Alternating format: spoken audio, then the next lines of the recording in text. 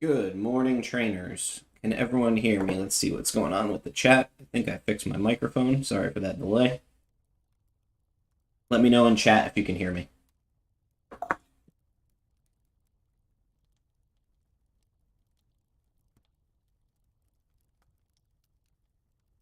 Perfect. All right, so we've got a pretty jam-packed show today. We're going to be talking a lot and diving deep into some more game mechanics, as usual on the Dev Fireside Chats. We like to cover a lot of the details of the game. So today we will be covering armor and consumables. A lot of questions have come out about that. As many of you know, if you've been following along with the patch notes and stuff, they are in alpha testing. So we're starting to make some progress towards them, hoping to get them out live shortly. And we'll sort of deep dive on them. And then I'd like to kind of show some of the progress on Story Challenge, because I know a bunch of folks have been asking about that. And kind of look at where we're at and when we think Story Challenge is going to end up hitting live.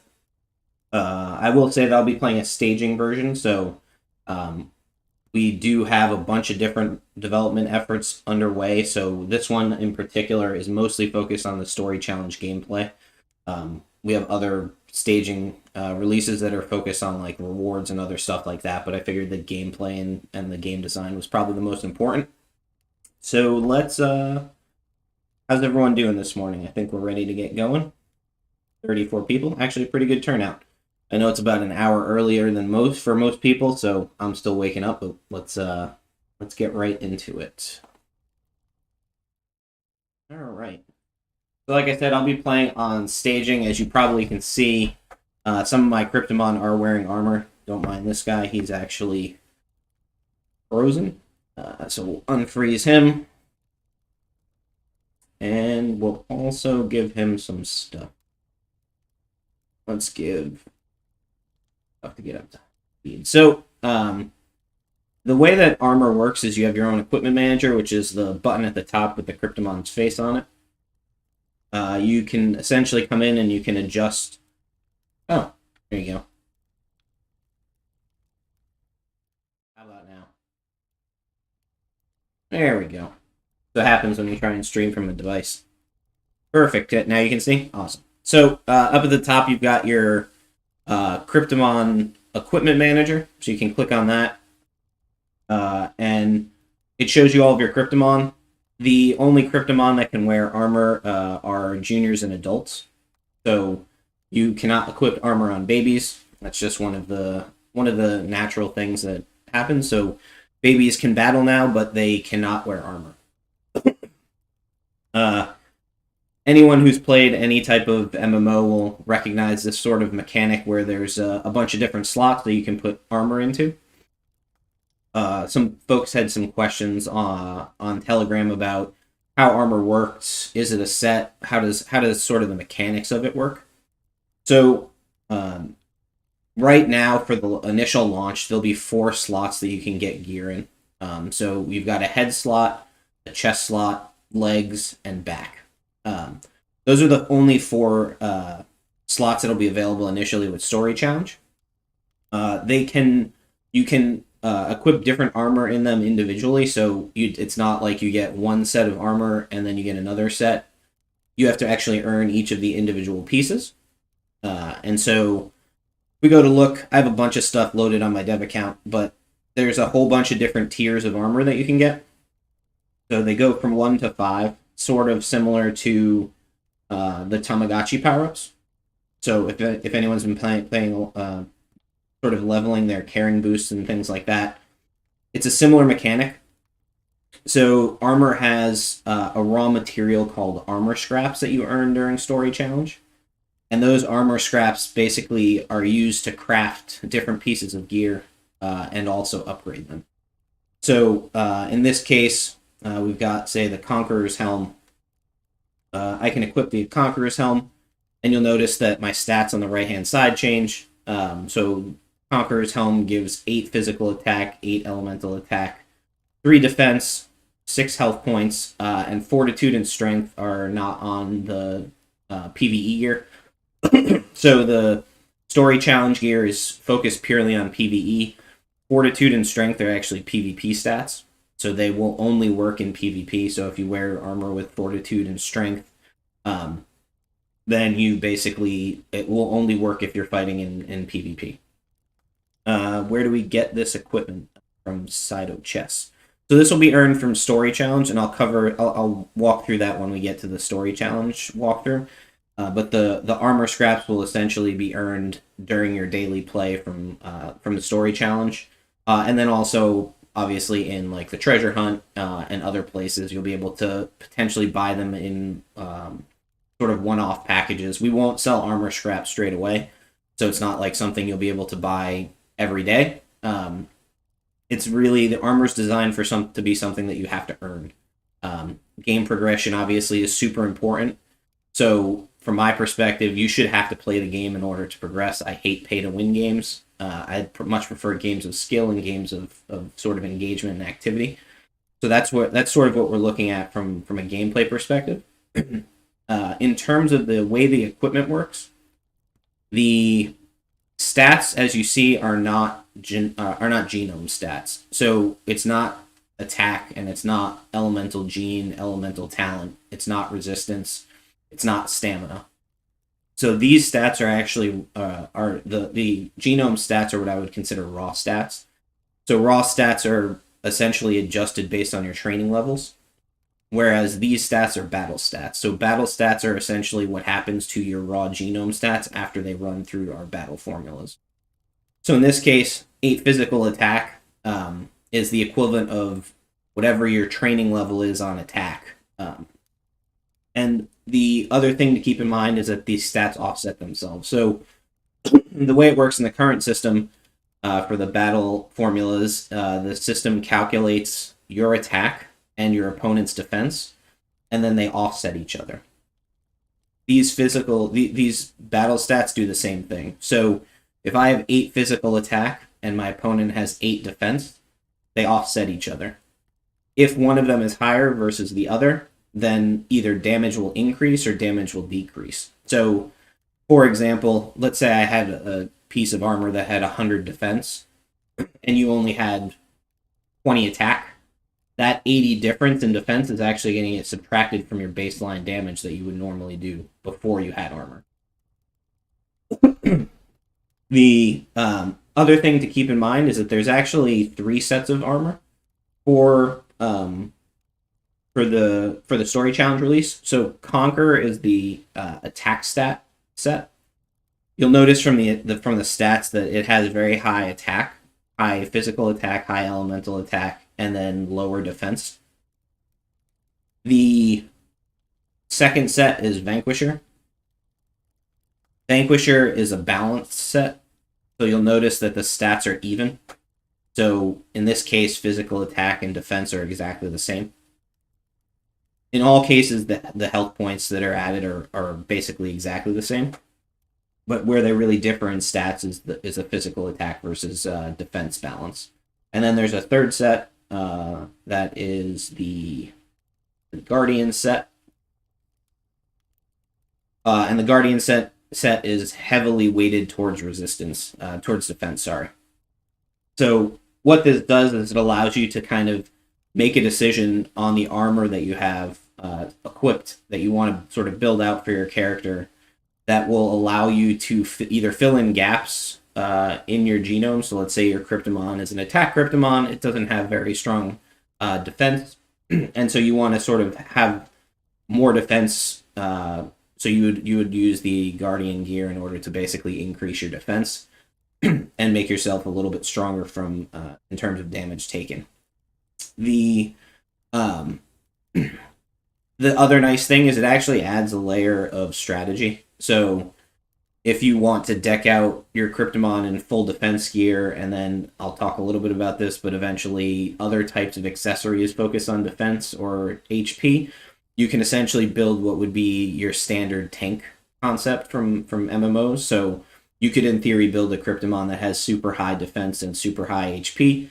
And that, for anyone who's sort of been playing at a super high level strategically, would look like somebody basically tanking damage from, say, Moto's Hydra, and then basically earning charges and then trying to switch to attack back. So there's a fair amount of strategy when it comes to building your equipment. Armor is also not super easy to get. The earlier sets are I would say relatively easy to get, and we'll cover a little bit about the armor scrap distribution when we get to the story challenge itself. The later you get into the armor, the more armor scraps it takes. So getting to Vanquisher Helm 5 is a significantly more larger number of armor scraps than you would need to get Conqueror Helm 1, for example. You can also mix and match sets. So if I wanted to wear like a Conqueror helmet, I could also wear a Vanquisher chestplate. They also don't have to be the same level, so as you're leveling up your armor, you can kind of progress as you go. There's a little bit of strategy there in terms of whether or not you level things evenly, whether or not you focus on one Cryptomon. It'll be interesting to kind of see what people decide on. Also, obviously, you can level one piece of armor all the way up, or you can level them evenly. The other thing to keep in mind is that the stats vary slightly between pieces. So certain pieces like chest, I believe, and legs have higher stats on them than head and back, and they also cost more scraps. So there's sort of an interesting sort of dynamic for anyone who's ever done any sort of armor crafting system like this. You can make a lot of different decisions. I will also say that given that it's not so bad if you build a Conqueror set for like level 1 or 2 and then you want to switch. If you're up at like Conqueror 5 and you want to switch, that's a good chunk of months potentially where you have to basically redo that in order to make more armor. So in that case, we're actually going to be offering an NFT item that allows you to transfer and basically convert your sets across them. So you'd be able to convert, say, from Conqueror Helm 5 to Conqueror to Defender or Guardian Helm 5. So that'll be part of the crafting system. So the other question is like, where do you get this stuff? The armor scraps will use our standard crafting system that we unveiled for the Tamagotchi power-ups. So you'll be able to go onto the marketplace, find your armor item, or find your scrap, and then craft whatever piece of armor you want based on that. For armor, will there be dye for allow for customization? So this is an interesting thing that typically happens in games long term. We have spoken about having a set of cosmetic equipment. So basically, let's say you've earned some cosmetic item, but you want to have that on your Cryptomon versus the armor. We have talked about that. There are pros and cons to being able to customize and not see the armor that you have on. There's interesting strategies, obviously, because if you're playing somebody and you don't know what armor set they have on, that makes it a little more difficult to make good decisions. So we're still sort of talking through that. But I think that at some point in the future, we may have the ability to allow you to, like, I think in other games it's like called transmogrification or something, to make your armor look a little bit different than what it actually is. Will you be able to destroy the item to get scraps? So as of right now, no. The only way to convert and change the item is to swap it out. So that's still, obviously, we're super early. Nothing is set in stone. Thankfully, the way that the crafting system works is it's actually relatively easy to do that type of stuff. It would be not that much work in order for us to just add a new blueprint that lets you take your armor piece and convert it down into armor scraps. We'll start with the conversion and then we'll kind of see how it goes. It's not going to be, I think, like a lot of games where you're going to switch armor a lot and change a lot of things. I think it's going to be more of like hey, I want this guy to have Guardian. I played with it, but I think in this case, I think I want him to have more attack. And then you just convert it and then you'd be good to go. Like I said, you can kind of pick and choose your different armors. As of right now, we haven't put on any set bonuses, but at some point in the future, they are designed to allow for set bonuses. So, for example, if you wear 2 pieces of Guardian gear, maybe you get a bonus of some sorts. We're still sort of working through those mechanics. It's something that we'll end up sort of iterating into. A lot of the game design, we kind of have to pick and choose what we build. It's kind of like the equivalent of like the training tickets versus star tickets. So we had the training tickets concept. It became apparent that there were some use cases and reasons for having the ability to do instant trainings, and so we added it in. So we'll keep an eye on a lot of this stuff, and the game will sort of grow organically as we go. On the right-hand side, you'll see a pretty big spoiler about some stuff that's coming in the future. So Cryptomon, that you'll notice there's no neck pieces. So Cryptomon have 4 visual slots right now, which is your head, chest, legs, and back. Neck is actually the 5th visual slot. So Cryptomon have necklaces that they can equip and wear. We're still, they will not be part of the initial launch. So you won't be able to get necklaces for your sets as part of the initial launch. But they will be launched at some point in the future. We also want players to have sort of like their own unique style. So like one of the things I used to love about playing MMOs is like everyone has their own way of designing their character and figuring out what works for them. This game is even cooler because basically your Cryptomon have their own unique customizations because of the Cryptomon you've chosen, their elements, that type of stuff. So the idea is to continue to extend that. And so there are 2 accessory slots that every Cryptomon have. They're non-visual pieces of equipment. It could be something like a talisman or some sort of other piece of item that you pick up that has the ability to either give you stats or different effects. Those will be coming in the future as well.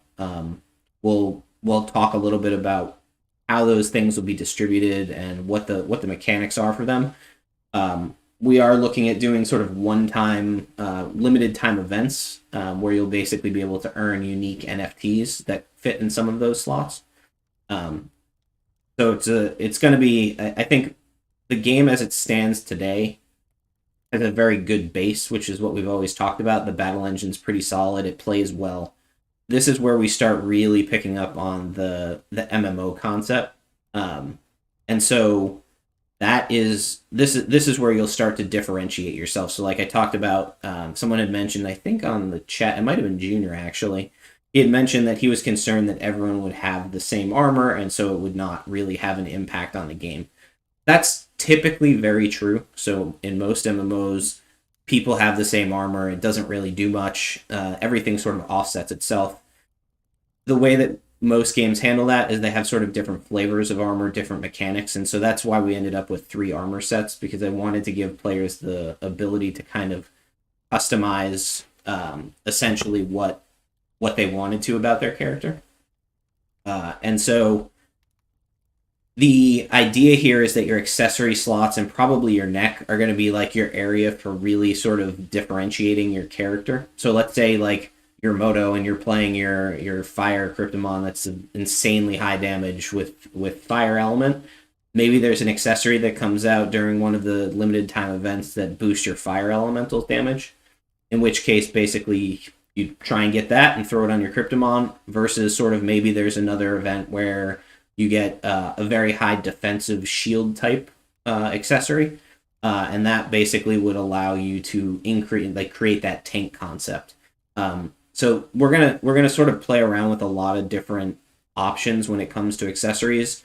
Initially, they'll probably be very basic, just like 1 or 2 stats in order to help with the balance. But I suspect over time we'll add things like unique effects, maybe even potentially at some point you'll see a spell that's unique that comes out of one of the equipped NFTs. No spoiler there. Notice there's one slot open. So that unnamed slot is should be an interesting one when we start to look at it. So basically, armor works pretty much that way. You can change your different armors. In this case, you'll see I have I think I have the Vanquisher set on, which is balance set. And then this guy basically has the Conqueror set, the damage set. So if you go into your battles, I forgot to heal that dude, but that's okay. You'll see that you have armor on. Armor's pretty much working. We're still in the process of sort of balancing everything and testing everything. It's kind of a constant process. But essentially, if you're wearing armor and you're fighting another Cryptomon that has no armor, you're definitely at a big advantage. I think normally this guy does somewhere like in like the 40 to 50 range, and now he's up closer to 60 with the armor on. He also takes less damage. So basically, the armor at the end of the day, if your opponent has no armor and you have armor, I think it's like a 20 to 25% difference. But there are obviously tiers. It's super easy to get. It's super easy to get the lower level armor. Like I said, it's not a super heavy grind. Not a lot of armor scrap. So most people will have sort of like that bottom entry level armor. But the upper levels are really the ones that are going to take you. You really do have to play the game. You have to win. Excuse me. You have to win a fair amount in story challenge in order to get there. So armor should end up being a very interesting part of the game, and hopefully, like I said, people will enjoy it. Feel like they can customize their characters and really sort of bring a lot more sort of strategy and unique spin to the game. All right, so let's talk. We talked a little bit about the armor.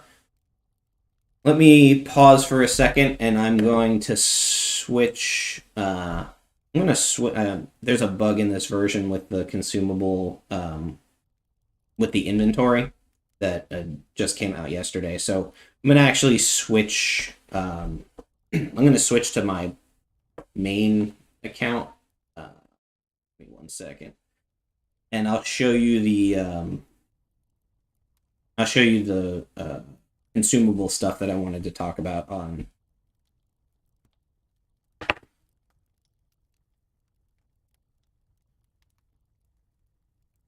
Any other questions while I'm switching this up?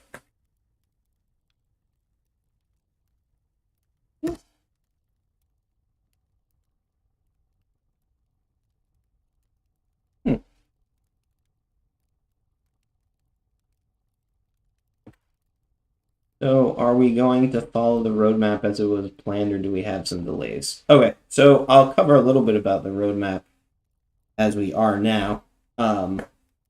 The current story challenge was slated to be released in December for closed beta.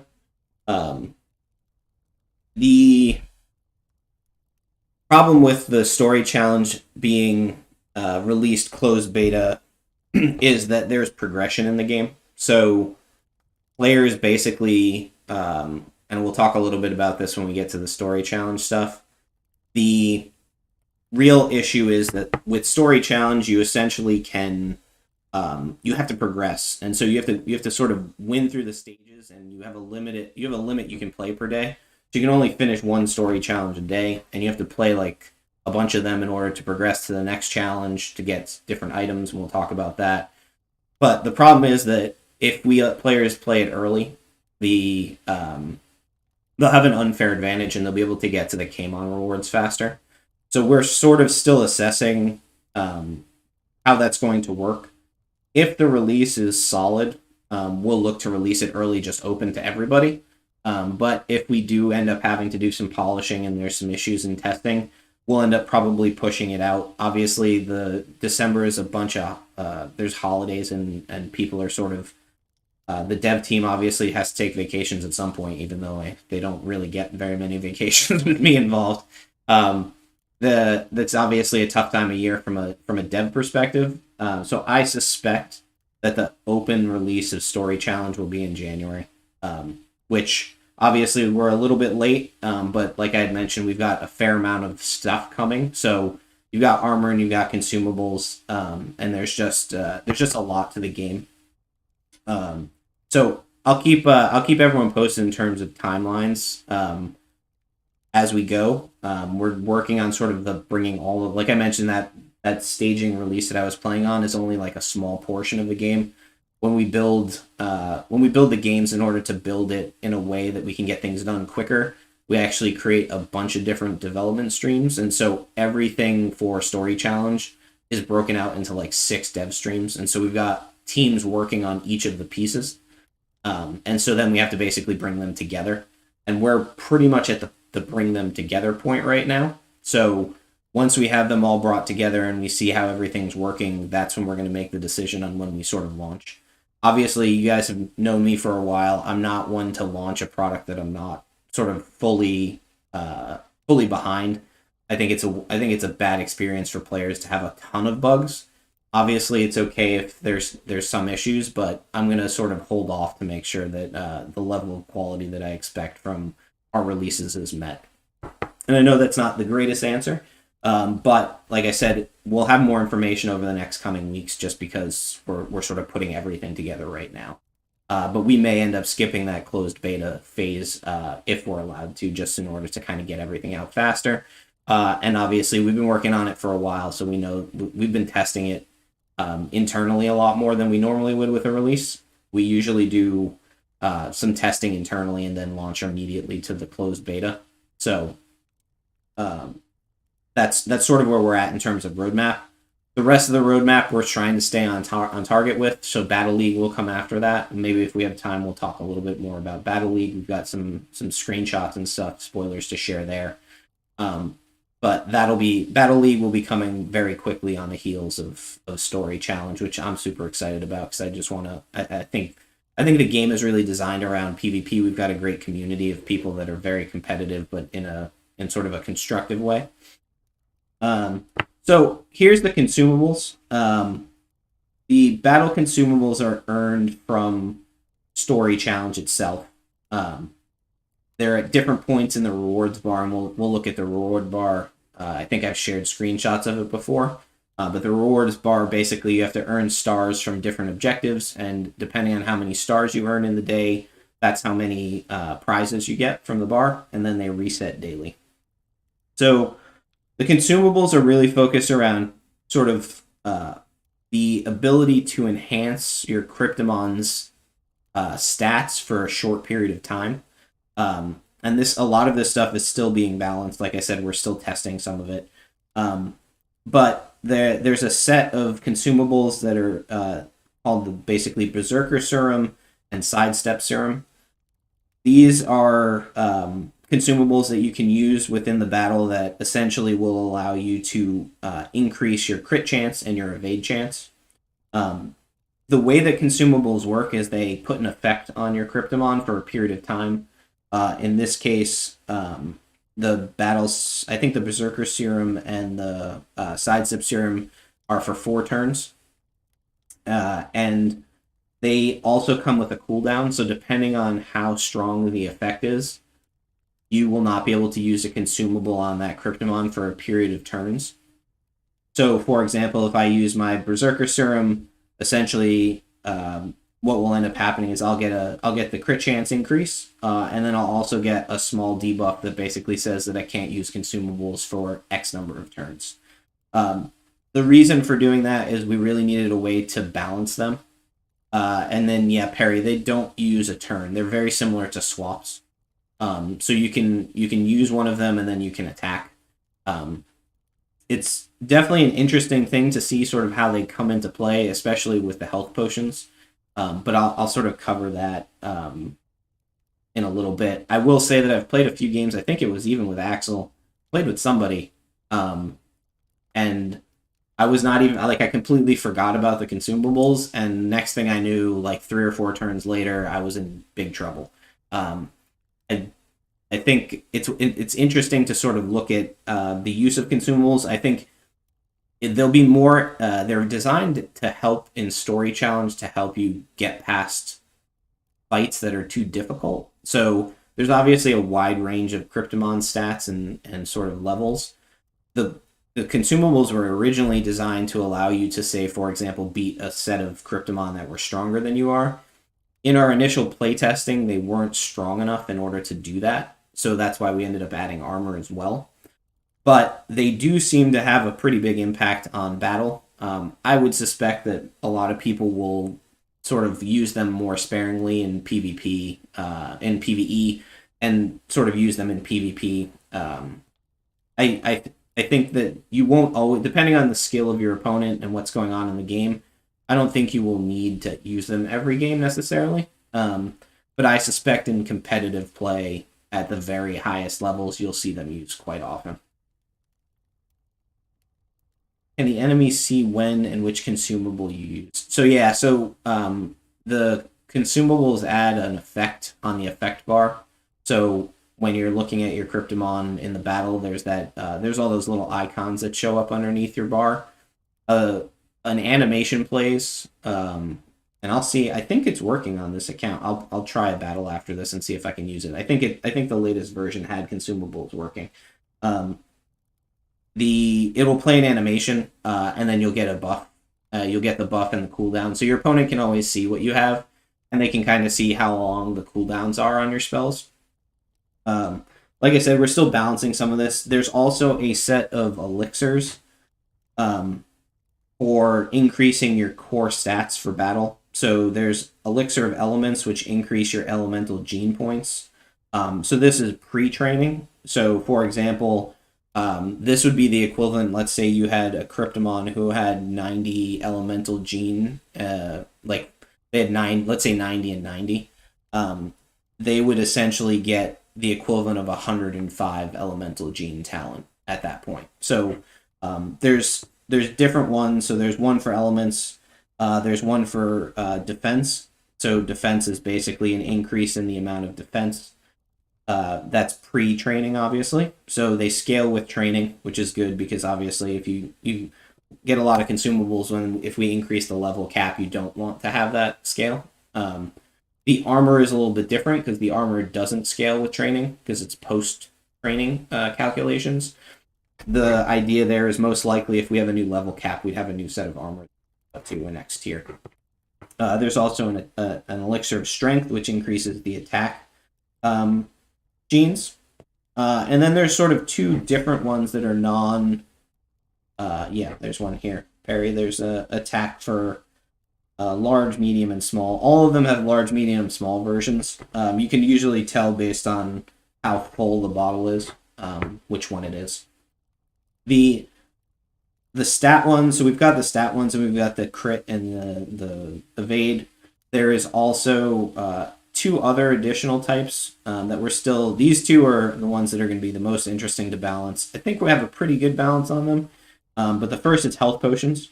So the health potions basically restore a certain percentage of your Cryptomon's health, which these actually, from my opinion, along with the ones that I'll cover next, are probably the most game breaking. In terms of using them at the right time will definitely give you a huge advantage. They're doing 10, 20, and 30% health restoration. Like I said, remember there is a cooldown on them, so it's not like you can heal the same Cryptomon every turn for 30% of their health. It's sort of like a mini version of the Nature's Blessing from the Grass Cryptomon, just with a lot longer cooldown. So like with regular Grass Nature's Blessing, you can cast healing every 3 turns or something like that. And this one, basically, I think the cooldown's set to 4 turns or 6 turns right now. We're still, like I said, we're still in the process of balancing, and I think it's 4 turns. The last set of consumables are elemental recharges, and these are the ones that we're sort of working most closely to balance. I suspect that the current implementation, like the current design of them, is going to change prior to go live. Right now, they're 2, 4, and 6 charges. So basically, you pop an elemental recharge and you get charges. All of the other consumables basically put a debuff on using consumables on just the active Cryptomon. The elemental recharge, because they are so strong, actually puts the debuff across all of your Cryptomon. So if you use an elemental recharge, you cannot use another. You can't use another elemental recharge for 6 turns. It's basically a 6-turn cooldown across all of your Cryptomon. So like I said, like there's interesting strategy with a lot of consumables because you can kind of use them on individual. Yeah, Perry, I think the 1, 2, and 4 is actually what's in staging right now. So we're still sort of play testing some of the consumables to see how like they actually play in battle. There's obviously a ton of math behind them, but the challenge primarily is like a 6 turn first turn elemental recharge puts the first person in a pretty big advantage currently. Um, but there are some things, like I mentioned, we've got new spells coming that basically will counteract it. So, like, let's say someone pops a 6 charge and then throws a Hydra out. You can potentially in the future just pop a 6 charge of your own and then water, like, use the cleanse that's coming from water to take it off. So, thankfully, we can control both the number of charges that are given plus how long the cooldown is. So, like, we can make the cooldown longer potentially too. So I think the consumables are still in playtesting, like I mentioned. So we're still working through it, and even when we go live, we'll probably play around with the balance as we go to kind of see how they play in PvP in particular. I'm not as concerned with story challenge, just because it's mostly just you playing against the computer. But when you get to competitive play, the balance is obviously way more important. Let me see. I think I can play a match. Why don't I try and play a match and see? I think the consumables are working in prod. I haven't tested them, so this could go horribly wrong. I don't usually do this. I don't usually do this live, but we'll give it a go.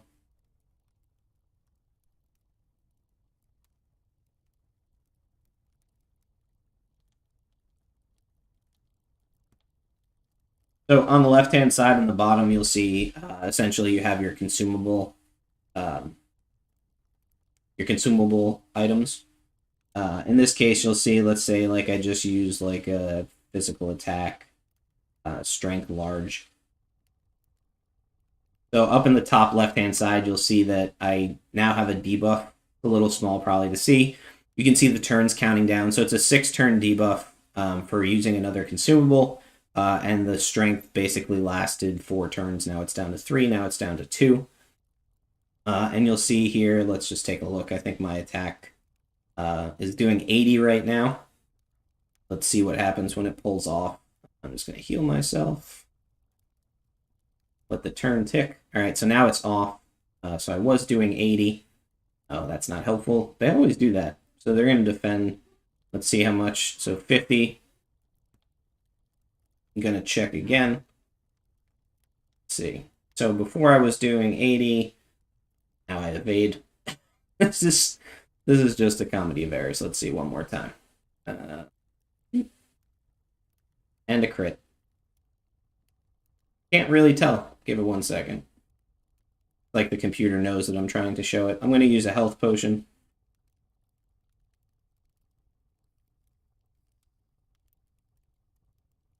So there you go. So the large attack does like 13 extra damage roughly. So that's sort of how consumables work. They're pretty interesting. They definitely add a ton of strategy. Yeah, and Perry, they work everywhere. So the battle mechanics essentially are doing just that. They're in every single battle engine. Yeah, a go. I think we did look at potentially doing charges over time and heals over time. It's something we may end up adjusting them to. Like you could do like the same amount of heal but over 3 turns, something like that. Or the charges basically are like 2 charges every turn for the big one, something like that. We'll kind of keep an eye on it. Like I said, most of the battle engine's not super difficult to change, so that type of change wouldn't be too difficult. We could also do something like 2 charges the first turn and then 1 charge each additional turn for 4 turns or something like that. So we'll kind of sort of see how that works. You can see the element. I don't think the new animation is in for the elemental recharge potion. I think that's coming in the next patch. But you can see the elemental recharge potion. Yeah, no animation. So there's an animation that was added, but you can see I have 6 charges now and there's 8. So like I said, the consumables are kind of in playtesting. We'll kind of see how that goes and figure out sort of what the right balance is. But they'll be a pretty important part of the game. They'll add a lot of strategy. They'll also be there as like an oh crap button where like if something happens, you can essentially pop a potion and heal yourself. We have also talked about increasing the impact of the consumables and making them last a shorter period of time. So like doubling the amount of attack that you get, but only having it last for 1 or 2 turns, almost like a quick burst of damage. So there's a chance that that will end up happening. Instead, we're like I said, we've got a little bit of play testing left to do. That ground brutal. All right, so I think we covered consumables. I've got 15 minutes left. Let's switch back again. Sorry for having to swap back and forth. Like I said, we have to. I'm working with there are some bugs on the staging APK, so I'm gonna switch over. And let's go back to the staging build. I'm gonna take a quick check to see if I had some other questions. Consumables we already talked about. Will consumables be able to be purchased in the market? So the answer to that is yes. There is a new loot box coming. So there's a diamond story chest that will allow you to buy consumables. It'll be a random assortment.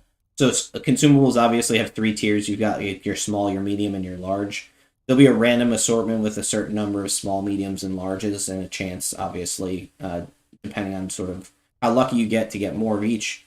In the story challenge, the consumable levels are really determined based on sort of which story challenge you're at. So the lower levels will give you more of the smaller items, whereas the upper levels will give you more of the sort of rarer items. So we'll sort of it'll sort of be one of those things where like the deeper you get into progression, the more access you'll have to some of the more the stronger potions and elixirs. All right, so now we're back into staging. Okay, so story challenge. I figured I'd give you a quick peek on the progress on story challenge. So story challenge, as you can see, the story challenges are really designed. We're looking at story 1. In the future, we very well might have additional stories. This is sort of the original story about a trainer who is going into Kogia for the first time, and some things that happen to them. You'll notice that there's a bunch of different chapters. Chapters are all locked so it's a progression game. So you'll notice on this first panel that there are 5 items that are missing. Those 5 items are items that you have to collect while you're playing Story Challenge Chapter 1. Once you collect the 5 items, you will unlock Chapter 2, and you can play Chapter 2 or Chapter 1 at that point. So you aren't gated from going back. The reason for that is the chapters scale in difficulty. So the early chapters are much lower level Cryptomon, easier Cryptomon for players just getting started. That being said, the rewards are lower. So they're mostly focused on like Tamagotchi items and training and that type of stuff. As the chapters progress, the training levels of the Cryptomon get higher. So I believe it's like roughly 10 levels per chapter. So chapter 1 is like training level 0 through 10. Chapter 2 is 10 through 20. Chapter 3 is 20 through 30. Chapter 4, I think, is 30 through 40, and then 40 to 50. I think I might have missed. I think there might be a bigger gap in there. I think chapter 4 is 40 to 45, and then chapter 5 is 50, or maybe that's 6. Basically, I think we're going to end up putting. Someone had made a recommendation on the testing that we add the levels, so we'll add them in. We'll add the levels in at that point. The other thing you'll note is at the end you've got these 2 random chapters that are locked. Normal mode and hero mode. So once you finish the full story, all of the chapters in the story, you unlock your daily random and daily hero mode, normal. Normal mode is basically all of the existing stories scaled up to level 50. So you'll be playing chapter 1 battle mechanics, but the enemies will be scaled up and more difficult. Normal mode and hero mode are where you actually earn Kamon. So you have to finish the whole game before you can start earning Kamon. The normal mode, it's sort of going to be pool-based, very similar to what we did with Quest 5 and Quest 10. So normal mode will have Kamon rewards, but they'll be lower than the hero mode. And hero mode, the goal with hero mode is really to have it be sort of a true end game for sort of the best players with the best strategy that have played and actually sort of earned their spot. So I suspect you'll need full armor, or at least a good Cryptomon with really good armor in order to finish hero mode. You don't have to finish the whole thing to get rewards, because obviously there's a rewards bar, a prize bar. But to get the Kmon reward, the full Kmon rewards and the full rewards, you're definitely going to have to finish all 27 stars for the objectives. Like I mentioned, the rewards definitely scale as you go. I think Chapter 1 and Chapter 2 might have armor scraps at the end. There might be one piece of armor scraps. But as you progress, basically each day you can earn, every time you progress to the next chapter, you'll be able to earn more armor scraps for the day. So, and I think the cap right now is 5. It's either 4 or 5 at Chapter 6. Obviously, a bunch of this stuff is still in playtesting, so, but it's going to be roughly like 4 or 5 in Chapter 6. And then obviously the random modes have more. I think it's 5 in each, or 5 and 6, something like that.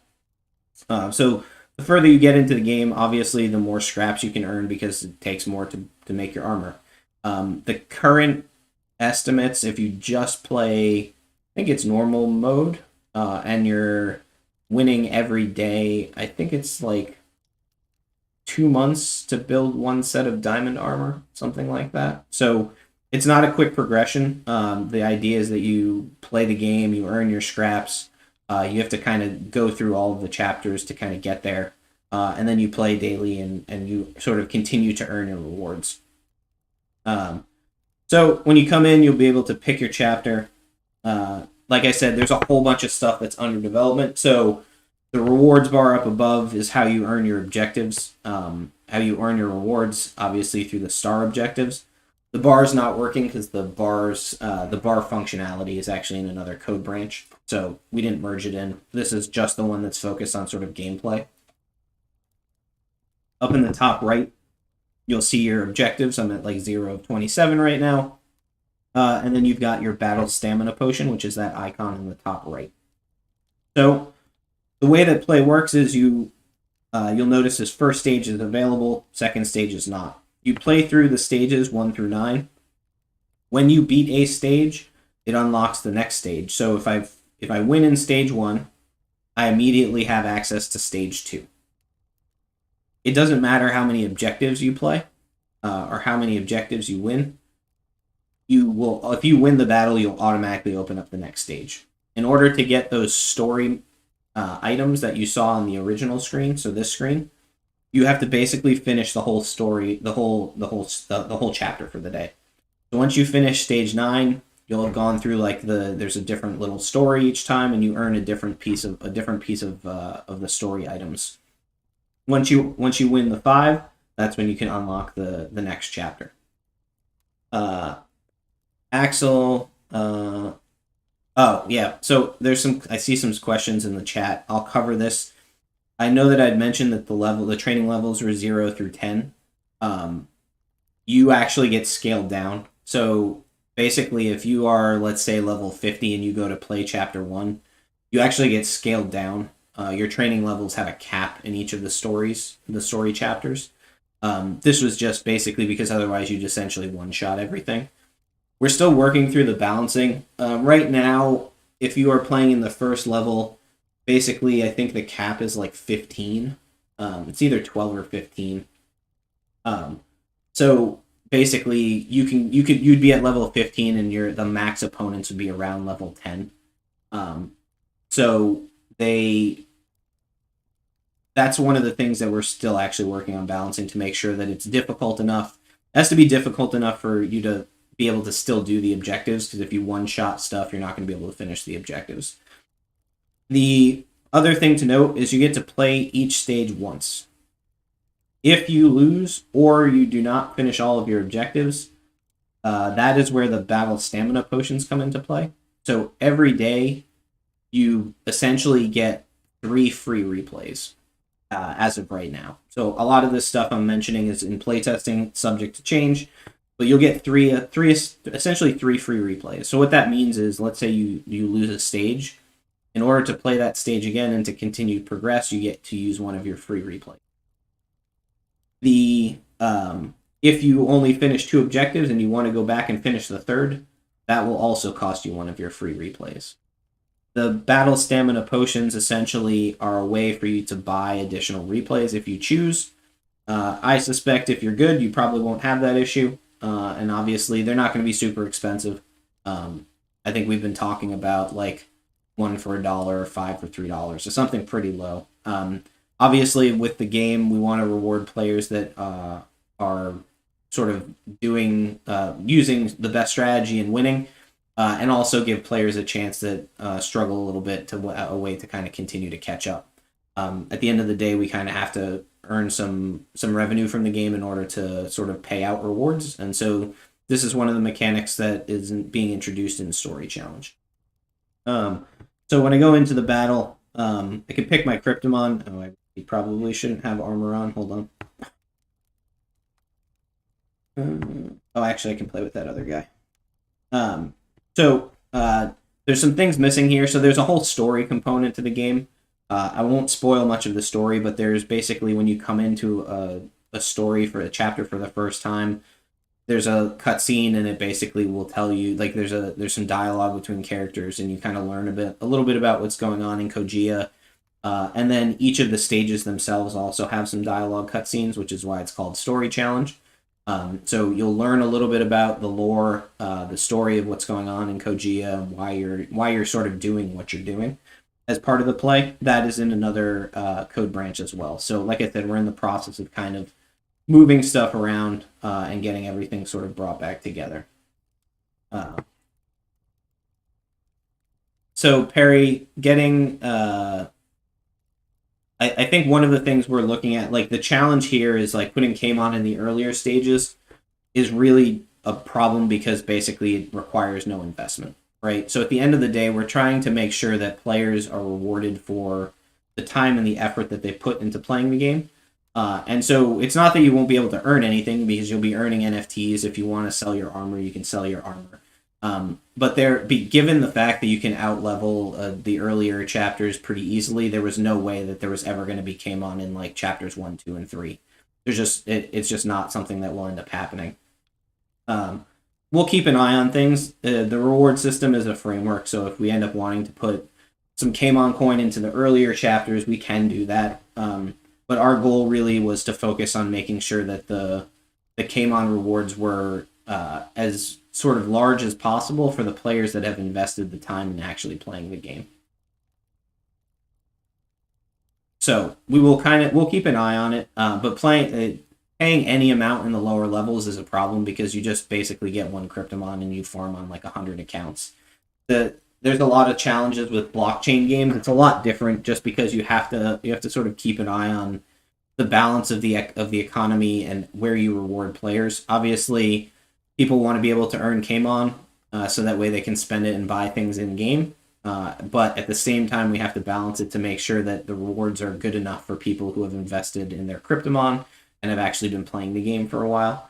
But like I said, we'll keep an eye on it. And this won't be like the only place where you can kind of earn Kamon. We'll continue to add other things. Like I mentioned, there was that limited time events. You'll have Battle League. But at the end of the day, you're going to have to make an investment in your Cryptomon, your training, and learning how to play the game in order to sort of earn rewards. That's probably one of the biggest problems historically with blockchain games today, is that people thought that they could just get away with giving everyone all the rewards, and it becomes sort of, like I had mentioned on other streams, like a Ponzi scheme. The only way you can continue to pay players more rewards is if you bring on more players. And as Axie and other games have shown, that's not possible forever. There's only so many players. Granted, we are looking to get sort of higher engagement from Web 2 players on the mobile platforms. There's still a limit on the number of players you can onboard and keep and retain and stuff like that. So it's kind of one of those things where we're continuing to look at sort of a balance. How do you create that sustainability?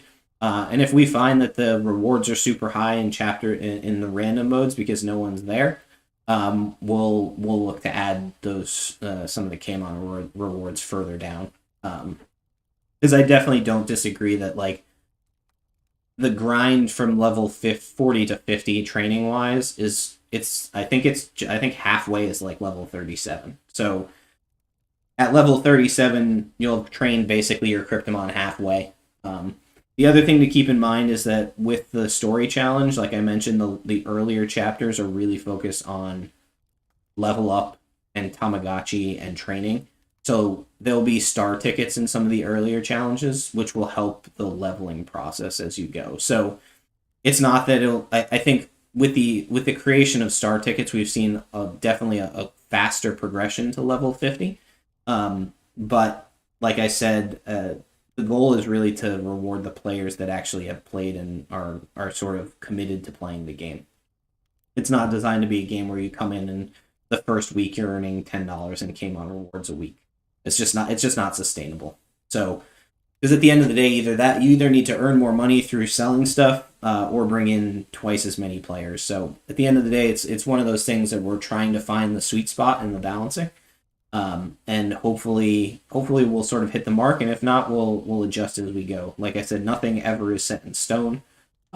It's really something that we talk to the community, obviously, make sure that take your feedback and understand how you're seeing it, but at the same time, we're also responsible for like the larger success and sustainability of the project.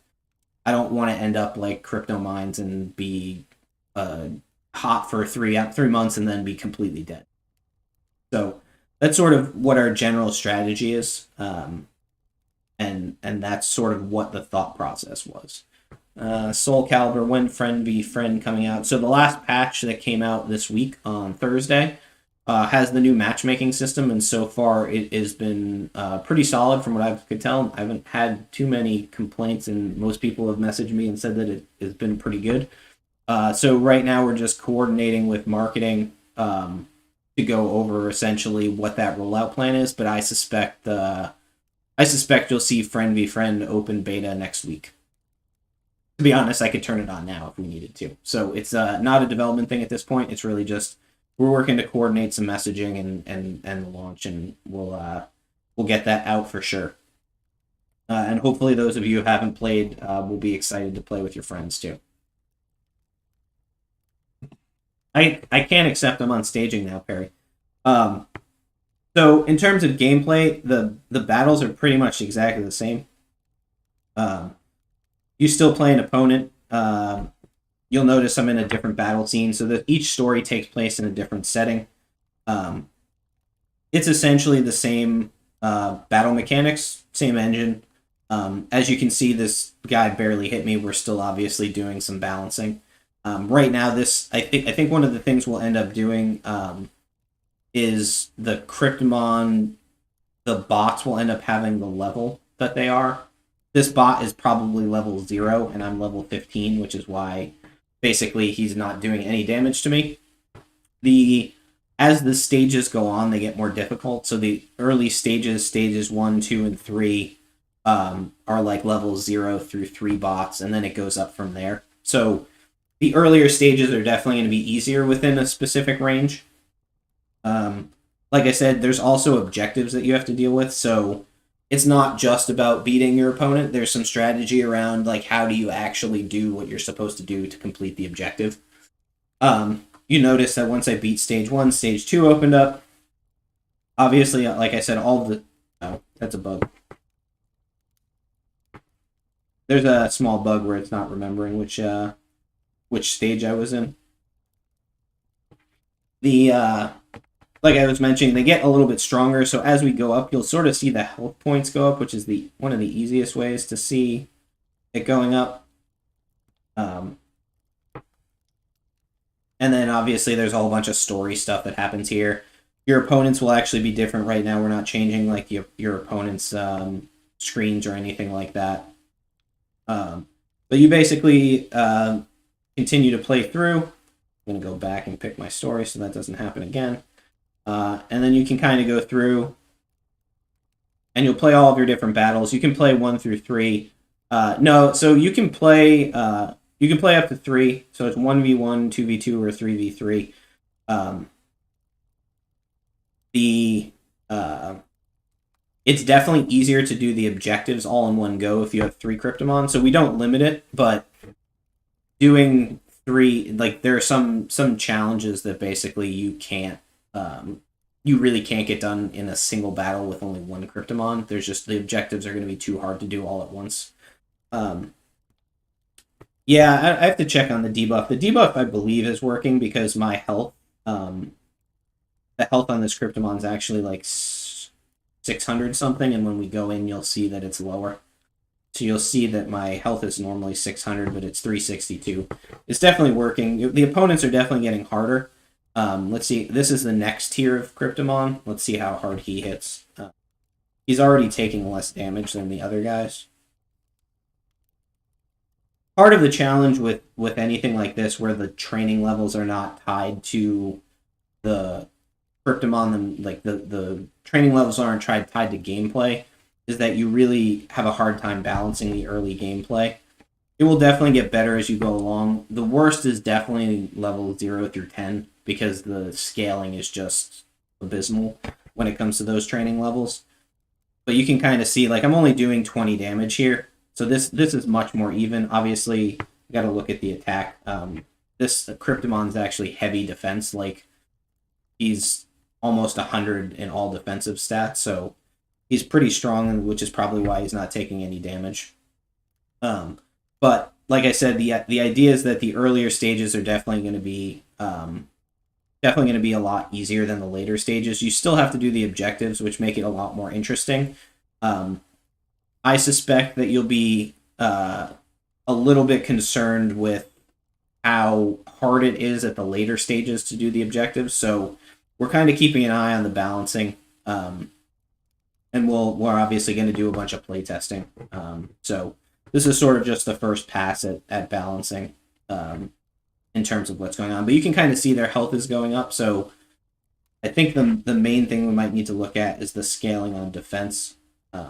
Maybe there's a bug there, but like I said, this is something that we'll end up keeping an eye on, and I'll get it balanced before we go live for sure. And we can control pretty easily like how high, what the level cap scaling is. So the challenge here is obviously we want to make sure that all Cryptomon can win. So like this Cryptomon is like I think he's like an 850 something ultra equivalent. So he's going to be a lot different for this Cryptomon than other Cryptomon. Like I think, for example, I think I have other Cryptomons. Let's see. I don't remember what I actually have on this account. They're all frozen though.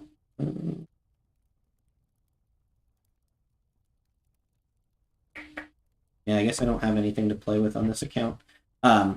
You'll notice basically though that the challenge is like if you have super strong Cryptomon that are well trained, the early stages are definitely going to be easier for you. I mean, you've been playing the game for a while. You obviously have the best training. If you have like a B, C, or A Cryptomon, you're not going to have that same huge advantage over the other opponents. But like I said, we're still early in playtesting. We're at the point where basically we're putting everything together, and this is actually the first release where we've seen the actual battles against generated bots of the appropriate level. So we'll work on this obviously. But like I said, you want the earlier stages to be available for players to be able to for basically all players to be able to play. And so we don't want to exclude all of like the other players. I will say that once you get up to like the random and hero modes, you're probably going to be yelling at me to make it easier. So there's sort of a trade-off. We want the game to be relatively accessible to people. We want them to be able to feel like they're having fun and playing. At the end of the day, like our goal is to build a game that's enjoyable to play, and then also have different aspects that allow us to kind of create that top-tier player experience. So that way, people that are very competitive and really want to have a challenge have that challenge. So that's sort of the point. Like hero mode. Like I said, if you do not have at least probably diamond or platinum armor, you're not touching hero mode. Like it's just not happening. The bots are scaled up to I think it's level 60, and so there's a big difference in a gap. They're all basically like high level ultras. So it's not going to be one of those walk in the parks the whole time. Also, as you get a little bit higher, the stages and the training levels compress a little bit, so it becomes a little more realistic. So like level 30 and up, like 40-ish, the battles are going to be much more balanced between somebody that's level 40 versus 47. So there's definitely some things that the earlier stages are going to be easy.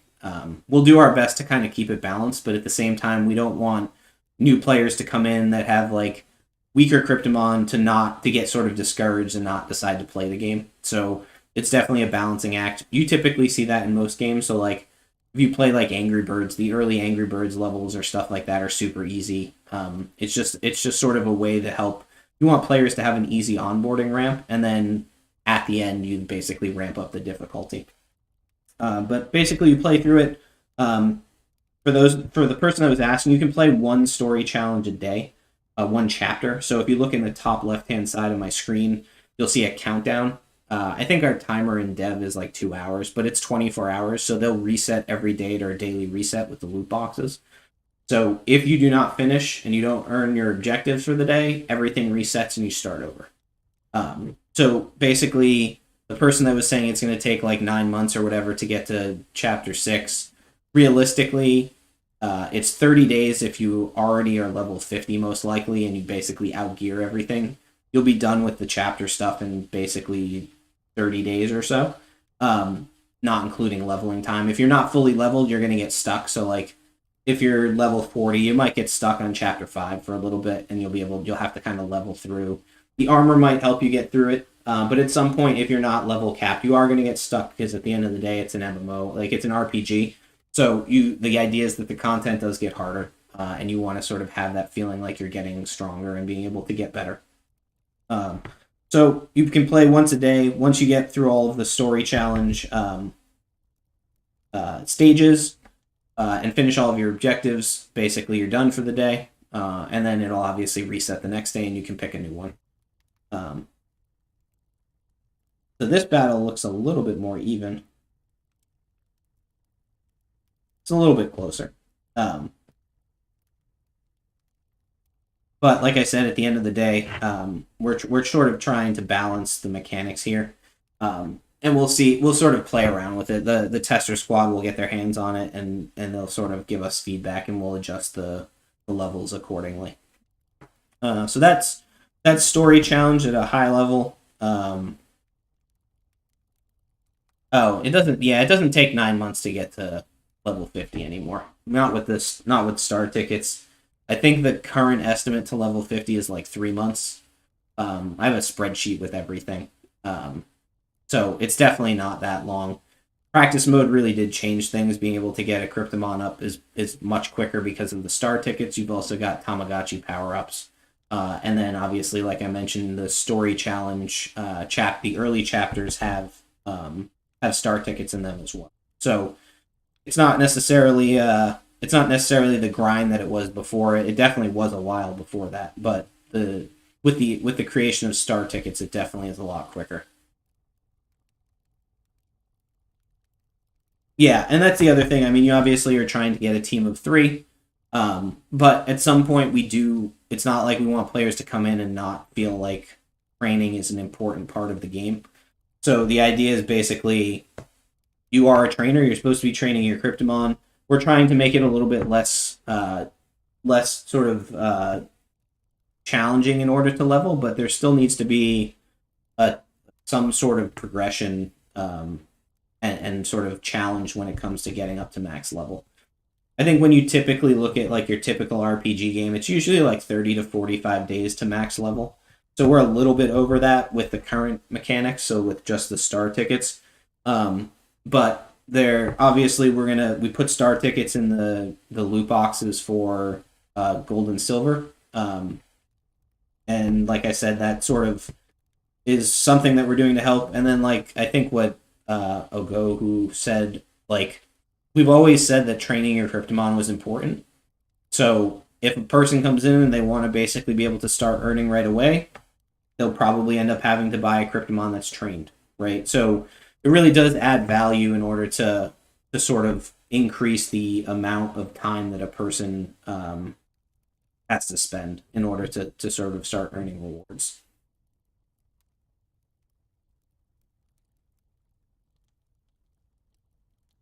Just looking at some of the other questions on the chat. Yeah, I mean, there's like I said, Vincenzo. There's going to be other ways to earn Kmon, but at the current time, we're sort of looking at what the best sustainable way is in order to essentially get the balance needed in order to have both new players enjoy the game and also be able to earn some Kmon. We'll keep an eye on it. If we need to move Kmon a little bit earlier, we will. But the other problem that you have to realize is that a person who is level 50, for example, if we put Kmon in Story Challenge Chapter 3, they're going to outgear it like you just saw, and they're just going to be able to sit there and farm with a single Cryptomon potentially. So you really do run the risk of paying out too much to people who haven't invested in the game and really not taking care of your existing player base. So it's definitely something we're keeping an eye on. I think this is because blockchain gaming is new, we have to kind of play around with what the different thoughts and approaches are to try and find out what works. So this is sort of what we're going with in the short term, and we'll keep an eye on it, obviously, as we go. All right. I don't think... see, I'll pause there and see if anyone has any other questions. Otherwise, I've sort of covered everything I wanted to cover. And then, obviously, we'll sort of... I'll keep the information sort of flowing on the social channels, Telegram and whatnot, about sort of the timeline and stuff like that. Perfect. All right. Well, I appreciate the time on this. It was early on a Saturday morning. Maybe next time we'll push it out an hour so that way it's back to the normal time for most of us. But like I said, we'll definitely appreciate everyone for hopping on. We had pretty good turnout, lots of good questions. And until next time, enjoy playing the game, and I'll see you guys in game at some point. Have a good one, everyone.